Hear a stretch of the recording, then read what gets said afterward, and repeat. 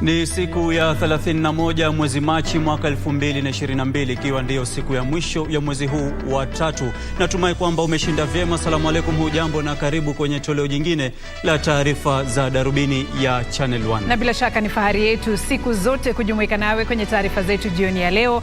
Tuna taarifa kemkem, taarifa nyingi, taarifa kuu ikiwa ni kuhusiana na mchakato wa BBI. Mahakama imeamua nini? Tuna taarifa hiyo hapa. Lakini kwanza kabisa, mwenzetu tupe vidokezo kisha tung'oe nanga.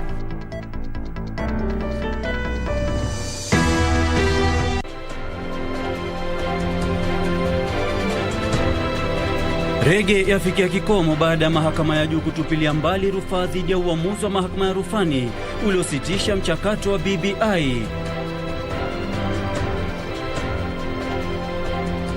Rais Kenyatta asema vikosi vya jeshi la Kenya viko ngangari kukabiliana na tishio lolote la usalama. Na polisi wachunguza mauaji ya mvulana wa miaka 11 aliyetoweka siku kadhaa zilizopita Isinya.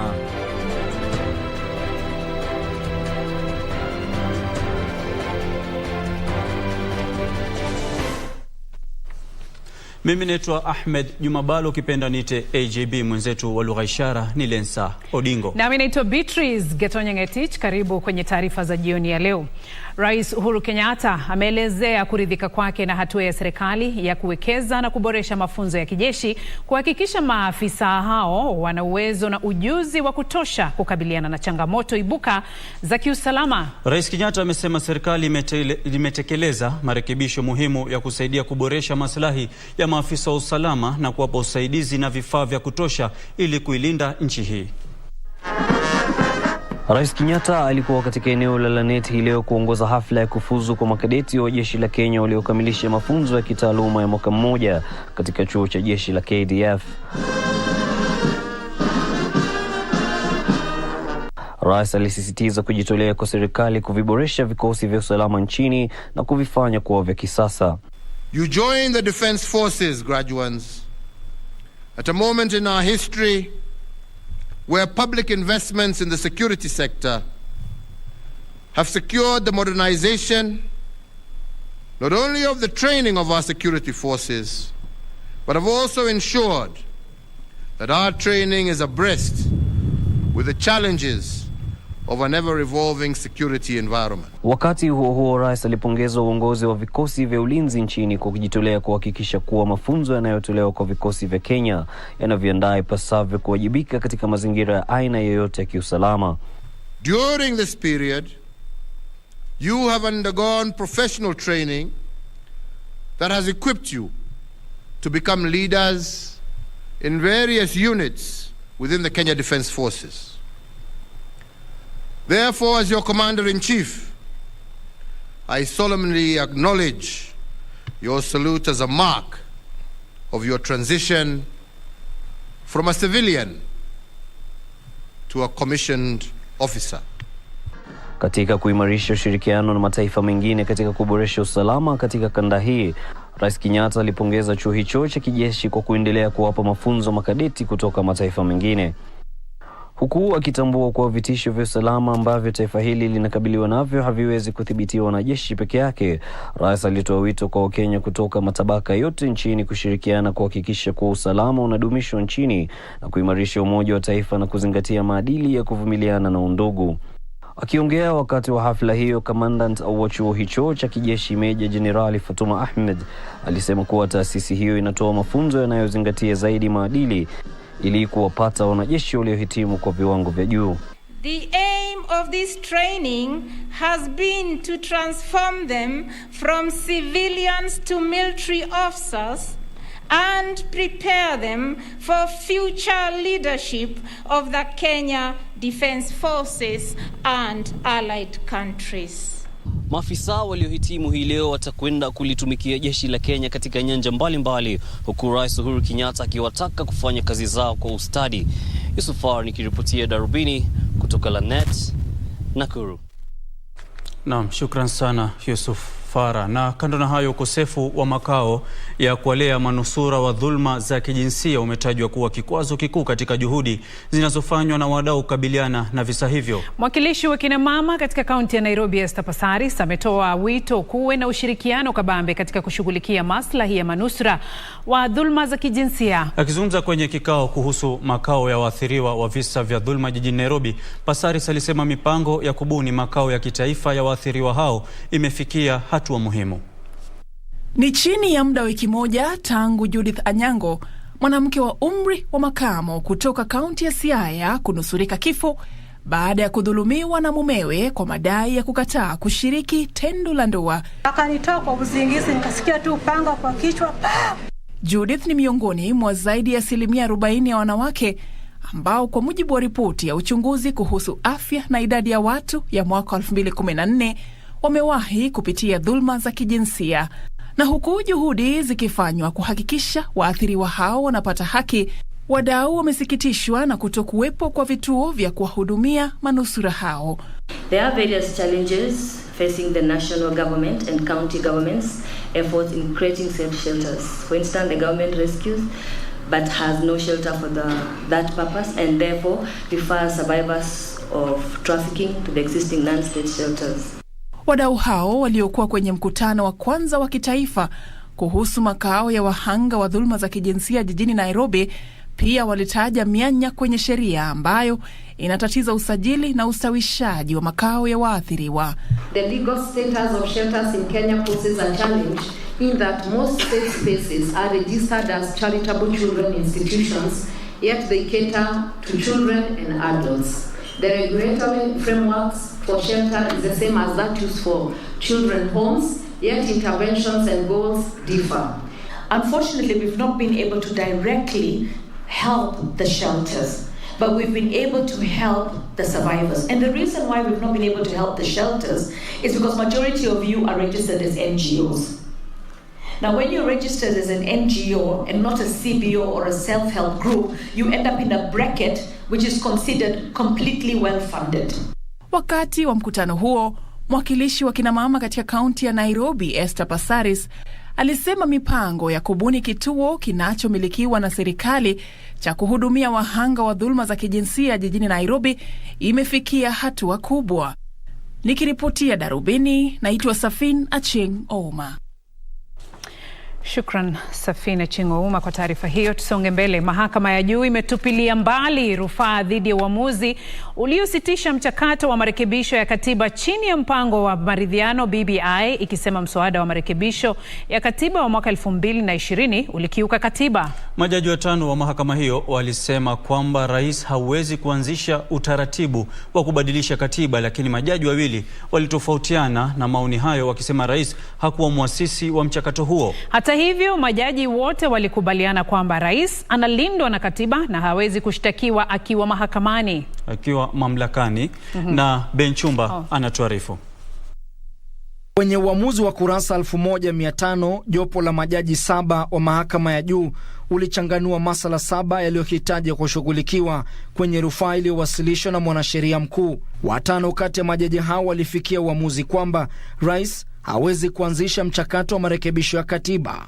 The president, as a matter of fact, commenced and spearheaded the process from its inception and only passed on the baton to the 2 co-chairpersons when it was too late in the day and beyond recall. But taking everything into consideration, all the stages, all the processes that led to the bill, I find it difficult to distance the president from the involvement and the initiation of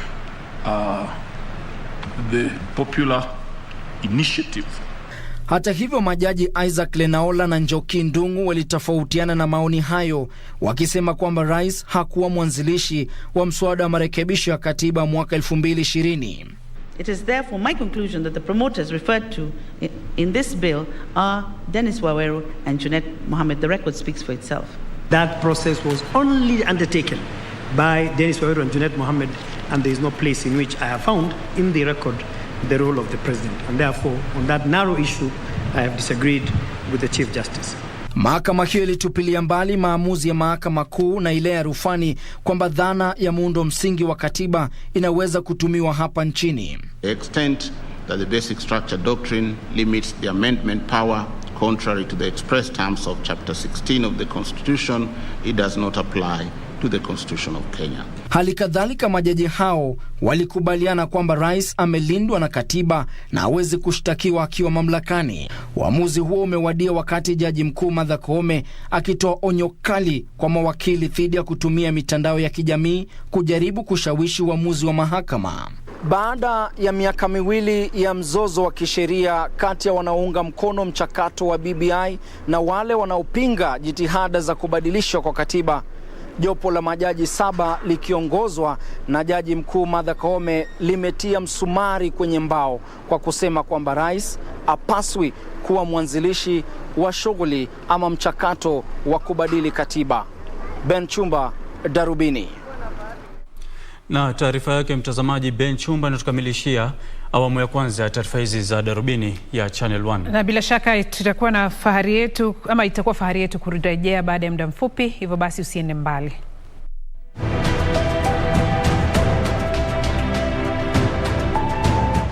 I'm saying the international community must not give up the Barundi. Africa must not give up. You are not going to have a military intervention to solve the problem. You will not solve the problem by military intervention. But certainly you must not rule out military intervention to stop the massive killing, the kind of massive killing that we witnessed in Rwanda. That you must, but that is not a solution. You are not solving the problem. But we can't sit and let another kind of killings take place in Burundi, which we witnessed in Rwanda. Cross the lines between Frodebo and Uprona. Yet I think most people in Burundi would say it doesn't. It's out of their hands. Why do you pursue this path?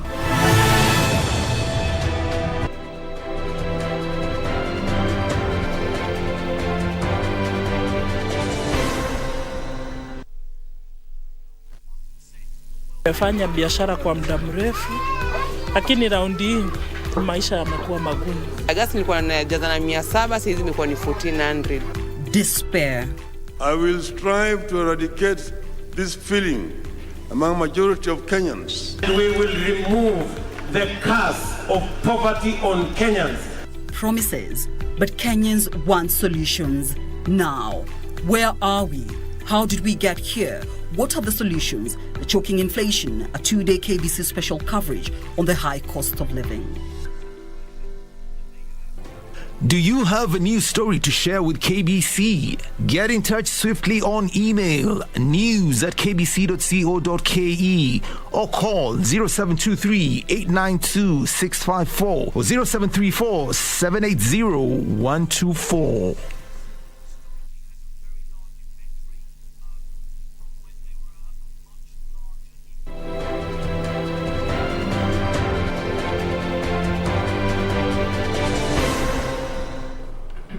Karibu tena mtazamaji.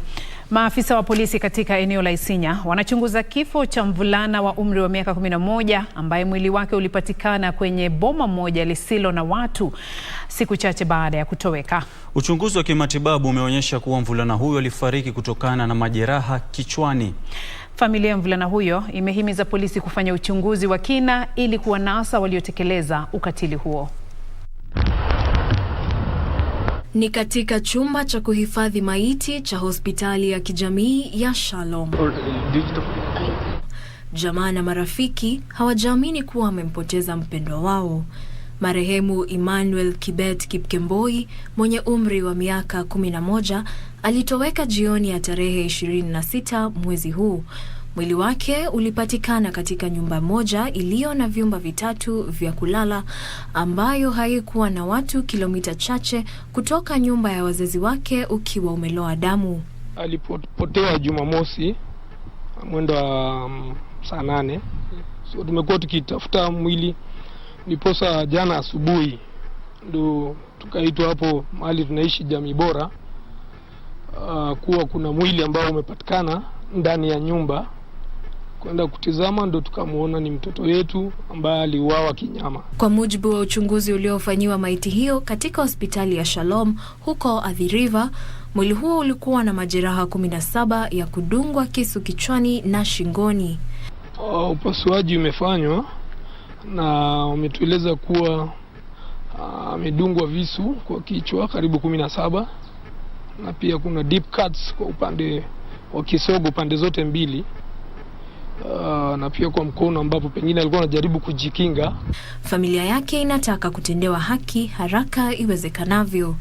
Wafanye kila wezalo, kila juu chini, kubaini haswa ni nini chanzo cha hii kifo ambayo ni pigo. Jacqueline Masharia, Darubini.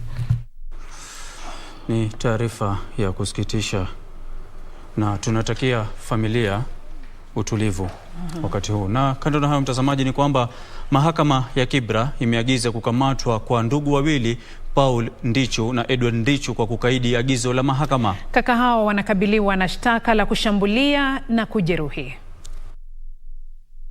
Paul Ndichu na kakake Edward wamekosa kufika mahakamani kwa mara ya 3 na 4 mtawalia. Paul anatuhumiwa kwa kumshambulia mtu na kusababisha uharibifu wa mali. Upande wa mashtaka na ule wa utetezi zilikosa kuafikiana kuhusu jinsi ya kuendelea na kesi hiyo, na kumfanya hakimu mkuu wa mahakama ya Kibera Ann Mwangi kutoa kibali cha kukamatwa kwa ndugu hao. Edward alikosa kufika mahakamani leo, huku wakili akisema kwamba amebainishwa kuugua ugonjwa wa COVID, ilhali kakake Paul alidaiwa kwamba alikuwa akijitenga baada ya kuonyesha dalili za ugonjwa huo. Linchalo, Darubini. Tukiachana na taarifa hiyo, mahakama ya Afrika Mashariki inashirikiana na chuo cha kutoa mafunzo kwa maafisa wa idara ya mahakama humu nchini ili kutoa mafunzo kwa majaji kuhusu uongozi bora na masuala ya sheria. Mafunzo hayo yalizinduliwa rasmi na mwanasheria mkuu wa humu nchini, Kihara Kariuki. Mada ya mafunzo hayo ni kuimarisha uwezo wa idara ya mahakama katika kanda ya Afrika Mashariki kwa minajili ya kutangaza na kupanua nafasi ya uraia kupitia mahakama ya haki kanda ya Afrika Mashariki. And the purpose really for this training, for Lords, has been around the theme to expand the good governance and rule of law concepts that are part of the Treaty of East Africa. Rais wa mahakama ya haki kanda ya Afrika Mashariki, Jaji Nesta Kayobera, alisema kuwa mafunzo hayo yamewadia wakati mwafaka. Juhudi hizo zinalenga kuhakikisha utafsiri na utekelezaji ufahao wa mkataba wa kuanzishwa kwa Jumuiya ya Afrika Mashariki na kutatua mizozo inayoibuka. Linchalo, Darubini.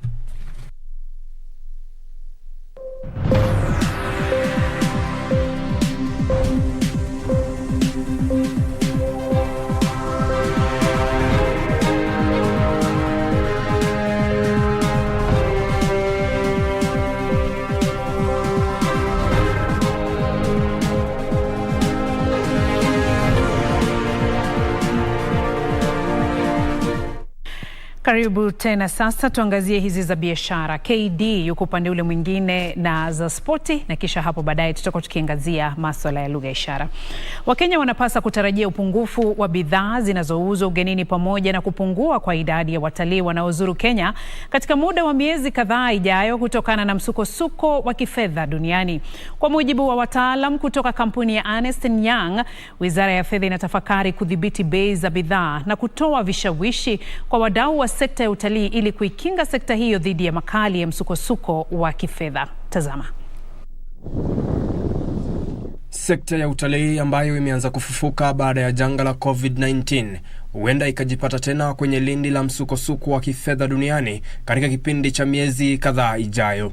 Kwa mujibu wa wataalamu kutoka kampuni ya Ernst & Young, athari za msukosuko wa kifedha barani Ulaya zitasababisha kupungua kwa idadi ya watalii kutoka Ulaya, kwani raia barani humo watalazimika kuelekeza pesa zao kugharamia mahitaji ya kimsingi. Look at the inflation levels in the US, look at the inflation levels in Europe, and look at the economic outlook for Europe and the US. Currently, most commentators are talking about recession. Actually, Europe is expected to be hit really, really hard given the current ongoings there. And when you have got inflation and when you've got recession, it means less money for the people, and then which means less of them will travel to here, and even those who travel probably have less to spend. Wakati huo Kenya huenda ikafeli kulipa madeni yake ya kigeni katika kipindi kijacho cha kifedha kutokana na kupungua kwa mapato na mauzo ya bidhaa ugenini. Hali hii huenda ikawa mbaya zaidi kufuatia mapigano kati ya Russia na Ukraine ambayo yamevuruga biashara duniani. Wanaharakati wa vuguvugu la Okoa Uchumi wanasema bunge linapasa kukadiria upya kiwango cha madeni ya nchi hii na kukitaka Wizara ya Fedha kuratibu mpango maksusi wa kulipa madeni hayo. We're waiting for those manifestos. We've seen some from the smaller political parties, but then we're waiting for the big ones to see what is promised there. Are we going to have more projects? Hatimaye benki ya Kigali imenakili 35% ya ongezeko la faida yake hadi shilingi bilioni 5.8.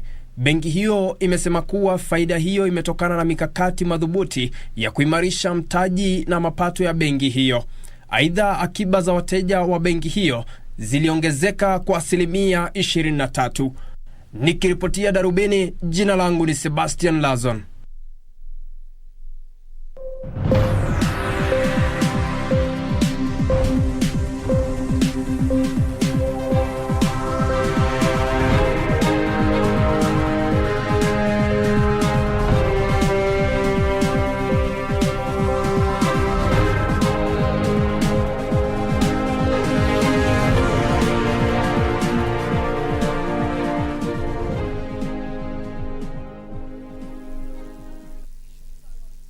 Nilipimwa hospitalini, kabainika nilikuwa na TB.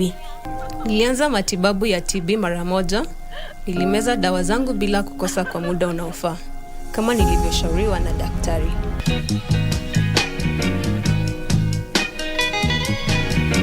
Do not hurt that girl. Wewe ni nani? You don't feel the connection here. I'd hate to lose you as a client. They say eyes don't lie. Mimi hiyo hainihusu.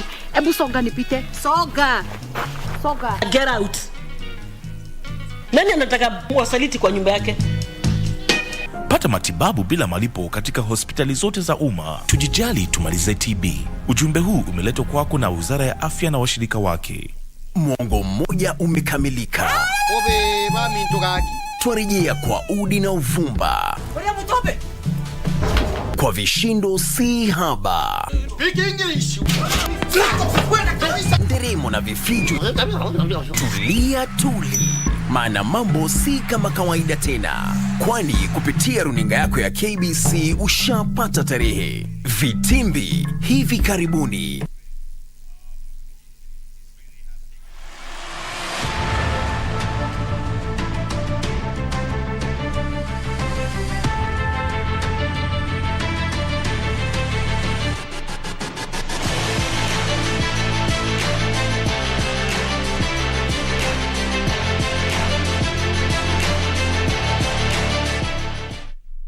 Karibu sasa mwanaspoti, tuelekee nyugani. Kama kawaida wengi wananiita Karanja David na mukipenda KD.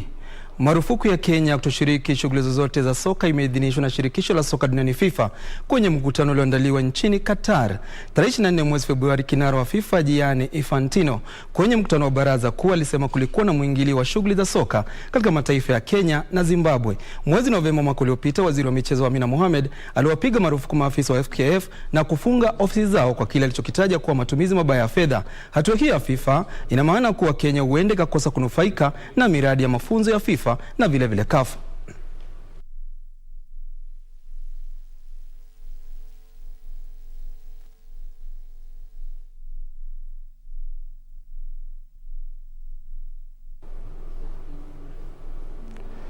Tukisonga mbele ni kwamba timu za taifa za volleyball ya ufuoni zilizoshiriki michuano ya kufuzu kwa michezo ya Jumuiya ya Madola nchini Ghana zilirejea nyumbani leo asubuhi. Timu ya wanawake ilinyakulia nishani ya shaba huku wenzao wa kiume wakimaliza katika nafasi ya 4. Licha ya kumaliza katika nafasi ya 3, timu ya wanawake huenda kafuzu kwa michezo ya Jumuiya ya Madola mjini Birmingham, Uingereza, kwani inaorodheshwa miongoni mwa timu bora barani Afrika. Timu ya wanawake ilikuwa ikiwania kufuzu kwa mashindano ya kimataifa kwa mara ya pili baada ya kushiriki kwenye michezo ya Olimpiki mjini Tokyo.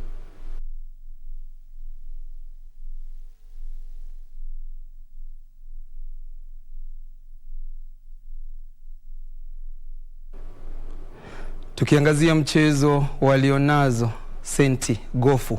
Makala ya 97 ya mashindano ya kila mwaka ya gofu ya Tanakil yataandaliwa kuanzia tarehe 15 hadi 17 mwezi Aprili mwaka huu katika uwanja wa gofu wa Royal jijini Nairobi. Mashindano hayo yatashirikisha vilabu 9 vya gofu vya humu nchini. Makala ya mwaka huu ya mashindano ya gofu ya Tanakil yatashirikisha vilabu 9 huku vikiwania ngao ya Tanakil. Vilabu vitakavyoshiriki mwaka huu ni kilabu cha Royal, Mombasa, Muthaiga, Limuru, Vetrab na Railways miongoni mwa vilabu vingine. Mashindano hayo huwaleta pamoja wachezaji gofu wasio wa kulipwa. Wakati huo huo, kocha wa kilabu cha Masaku Skater Steve Kioko amewataka wazazi kuwahimiza watoto wao kujihusisha katika mchezo huo. Kioko alidokeza kuwa mchezo huo unaendelea kupata umaarufu humu nchini, ishara kwamba vilabu kadhaa vitaanzishwa katika kipindi cha miaka kadhaa ijayo. We recruit from age 3. Yeah, that's the best age we can take, because when a kid now starts moving, knows what is happening, knows the importance of something or the skating, that's where now we start. Daniel Mwendwa, Darubini michezo. Tazamaji, kufikia hapo nakamilisha Darubini michezo na kurejesha kwake Bhalo na Beatrice Gatonye wakamilishe shughuli, lakini ukiniita KD bila shaka utakuwa umegonga ndipo. Kwaheri.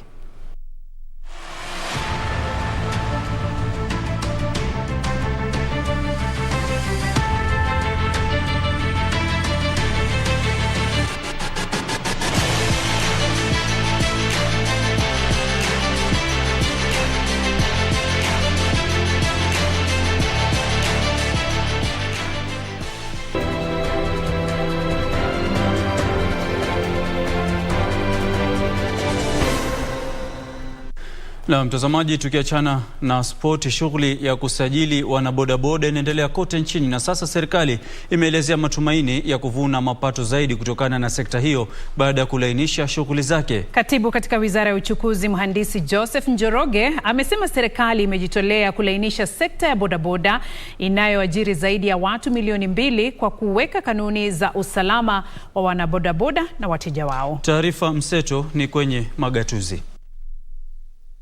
Akiongea baada ya kukagua shughuli inayoendelea kwa sajili wa huduma bodaboda katika kituo cha Kiambu Huduma Center mjini Thika, katibu katika Wizara ya Uchukuzi Mhandisi Joseph Njoroge alisema kuwa kupitia kwa usajili huo sekta hiyo huenda ikaaminiwa zaidi na wateja.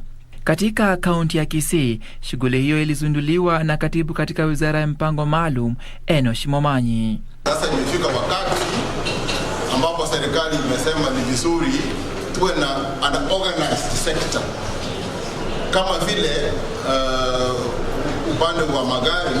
Kwingineko, zaidi ya wanawake 30 wanaoishi na ugonjwa wa fistula wanatarajiwa kufanyiwa upasuaji wa bila malipo na kupewa ushauri wa bure wa kimatibabu wakati wa kampi ya wiki moja ya matibabu katika hospitali ya kaunti ya Kilifi. Shughuli hiyo inadhaminiwa na shirika la Flying Doctor Society of Africa, wakifu wa M-Pesa, shirika la UNFPA pamoja na shirika la Amref.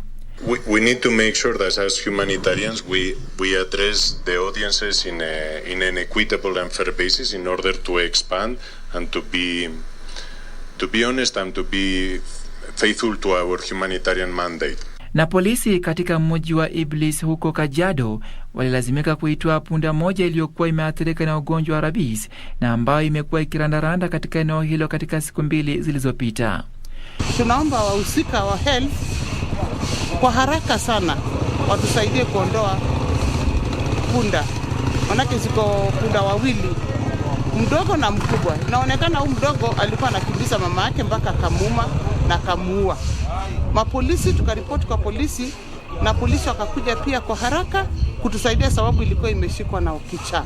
Hatimaye, katika kaunti ya Migori, rais wa kanisa la Seventh Day Adventist SDA katika kaunti ya Migori, mchungaji Otieno Ongore, ametoa wito kwa wazazi kuwahimiza watoto wao waliofanya mtihani wa KCPE wa mwaka 2021 bila kujali matokeo waliopata katika mtihani huo. That we have to accept what our children have received as their results from the last concluded or the last released results. I know there are the pupils who got 200, there are pupils who got even 100, there are pupils who got 300 and those who got 400. Jelis Aladi nikiripotia taarifa za magatuzi.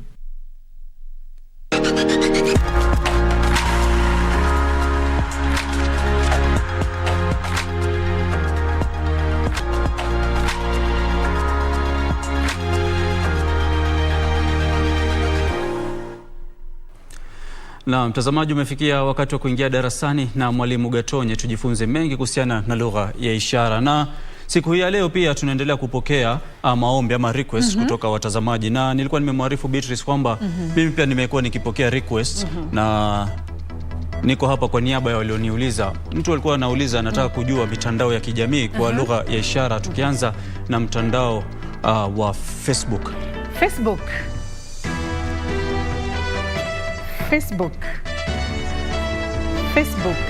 Sura kitabu.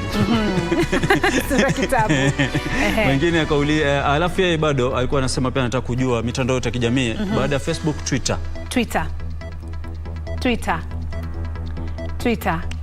Alafu kuna WhatsApp. WhatsApp. Na tukimalizia ambayo mimi pia wanaipenda sana, utanipata pale Instagram. IG. Hiyo ni Instagram. Hiyo ni mitandao ya kijamii kwa lugha ya ishara. Naam, shukran sana. Asante. Na kwa hiyo mtazamaji pia shukran. Kumbuka unaweza ukatutumania request zako, labda ungependa kujua kitu gani kwa lugha ya ishara. Alafu bila shaka ukinitumia mimi nitafikisha kwa mwalimu. Mimi ni mwanafunzi mwenzako, mwalimu atatufunza sote wawili. Tunaendelea kujifunza wote. Asante sana kwa muda wako. Imekuwa fahari yetu kukuletea Darubini ya Channel 1. Tufanye vivi hivi tena wiki ijayo siku ya Jumatano na Alhamisi. Mimi naitwa Beatrice Gatonye. Na mimi ni Juma Bhalo, na ifikiapo siku ya Jumamosi Waislamu tutaanza kuadhimisha mfungo wa mwezi mtukufu wa Ramadhan. Kwa hivyo mimi na wewe tutakutana tena Jumatano na Alhamisi. Nasema in advance Ramadhan Karim wa Shahr Mubarak kwa Waislamu wote humu nchini. Bila shaka. Lensa Odingo amekuwa wetu wa ishara. Tunakutakia usiku mwema.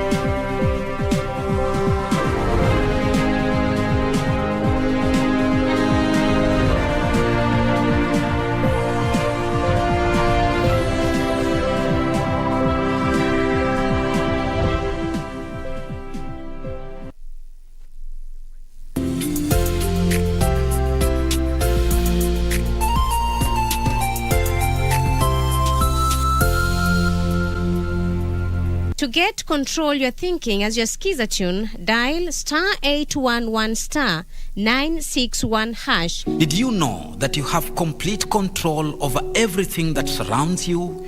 Yes, fully control over all that comes out of the seas, the earth, and the universe. That control is your thinking. Good thoughts bear good fruits, but bad thoughts will always bear bad fruits. Control your thinking. To get control your thinking as your skiza tune, dial *811*961#. *811*961#.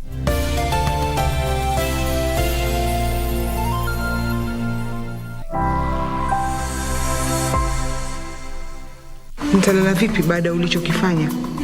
Nilikuwa sina budi mama. Mambo gani yanaharibika? Unajua mimi hizi haraka zako mimi sizipendi. Hawa watu watatumaliza. Dad, why are we doing this? Tuheshimiane, tusifichane kitu. Samahani, siwezi kuambia. Maana sitaki tudhuru kivyovyote vile. Sasa ulikuwa nitia nini hapa?